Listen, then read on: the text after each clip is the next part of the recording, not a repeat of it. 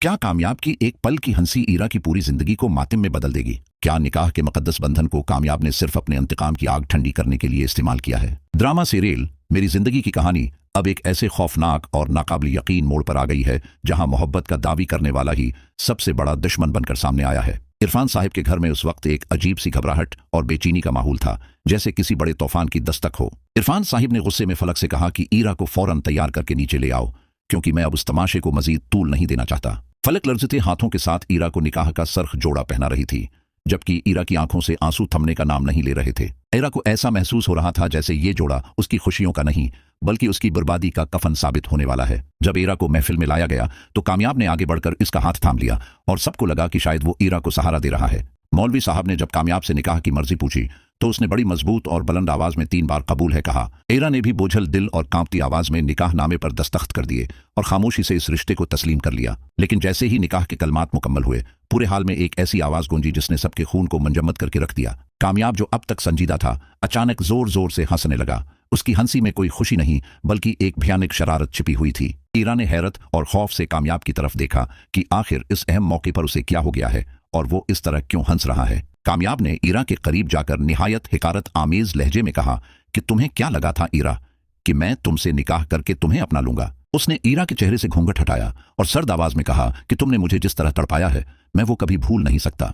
कामयाब ने कहा कि मैंने ये सब सिर्फ इसलिए किया ताकि मैं तुम्हें उस मकाम पर लाकर छोड़ूं जहां से वापसी का कोई रास्ता ना हो। उसने इरफान साहब की तरफ देखकर तंजिया मुस्कुराहट दी और कहा कि डॉक्टर साहब, आपने मुझे जलील किया था ना, आज देखें आपकी बेटी की औकात क्या है। कामयाब ने भरी महफिल में यह ऐलान कर दिया कि वो ईरा से कोई मोहब्बत नहीं करता बल्कि वो सिर्फ उसे बर्बाद देखना चाहता था। ईरा ये सुनकर सकते में आ गई। उसे ऐसा महसूस हुआ जैसे किसी ने उसके जीते जी उसकी रूह निकाल ली हो। कामयाब ने जेब से तलाक के कागजात निकाले और ईरा के सामने फेंकते हुए कहा कि मैं तुम्हें अभी इसी वक्त आजाद करता हूं। उसने कहा कि मैं तुम्हें वो दर्द देना चाहता हूं जो मैंने हर रोज महसूस किया है। अब तुम सारी जिंदगी उस रसवाई के साथ जियोगी। ईरा की चीख निकल गई और वो वहीं फर्श पर ढेर हो गई।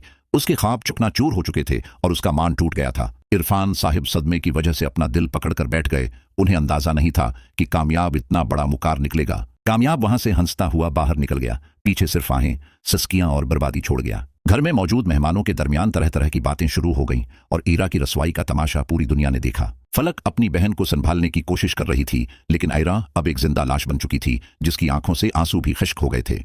कामयाब जब अपने घर पहुंचा तो उसकी मां ने उसे गले लगा लिया कि उसने अपना बदला पूरा कर लिया है, लेकिन उसके बाप सहेल साहब खामोश रहे। सहेल साहब को महसूस हो रहा था कि कामयाब ने इंतकाम में अंधे होकर एक मासूम की जिंदगी तबाह कर दी है, जो कि सरासर जुल्म है। ईरा अब अपने कमरे में कैद है और वो बार बार यही सोच रही है कि उसने कामयाब पर भरोसा करके कितनी बड़ी गलती की थी। उसे वो वक्त याद आ रहा था जब कामयाब उसके लिए अपनी जान देने की बातें करता था और आज इसी ने उसकी जान ले ली है। कामयाब अब रातों को सुकून से नहीं सो पा रहा।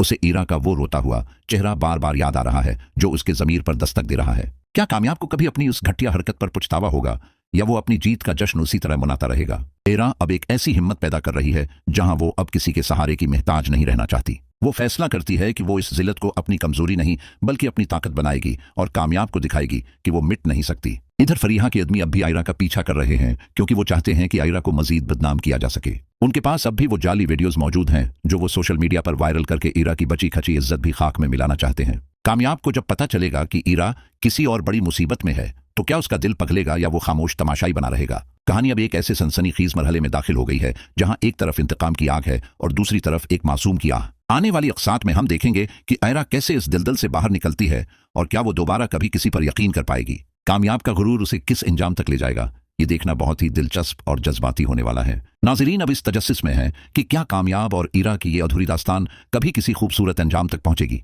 या फिर ये नफरत की दीवार हमेशा के लिए उनके दरमियान हायल रहेगी और वो दोनों अपनी अपनी जिंदगियों में उदास रहेंगे। सच्ची मोहब्बत का इम्तिहान अभी बाकी है क्योंकि कुदरत का अपना एक इंसाफ होता है जो कभी गलत नहीं होता। आने वाली किस्त में एक ऐसा नया ट्विस्ट आएगा जो सबके होश उड़ा देगा और रिश्तों की नई हकीकतें सामने आएंगी। क्या ईरा खुदकशी जैसा कोई इंतहाई कदम उठाएगी या वो हालात का मुकाबला करके एक नई मिसाल कायम करेगी? ये सब कुछ हमें ड्रामा मेरी जिंदगी की अगली किस्त में देखने को मिलेगा, जहां जज्बात का सिलाब सब कुछ बहा ले जाने को तैयार है। रिश्तों की इस तोड़ फोड़ में अब सिर्फ वही जीतेगा जिसका हौसला बुलंद होगा और जिसकी नीयत साफ होगी। कामयाब की ये वक्ती जीत क्या उसे उम्र भर का दुख दे जाएगी, ये वक्त ही बताएगा।